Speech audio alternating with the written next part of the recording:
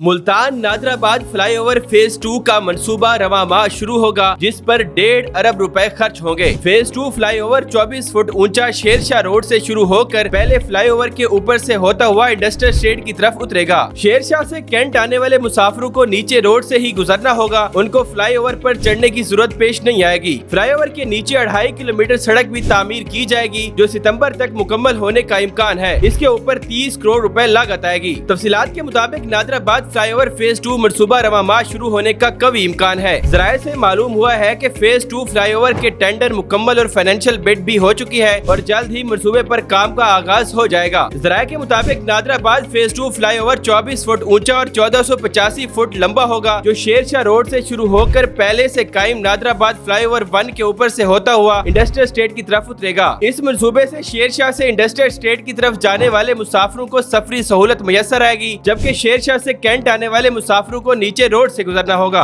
जराये के मुताबिक Nadrabad flyover phase 2 का मंसूबा 1.5 सालों में मुकम्मल किया जाएगा।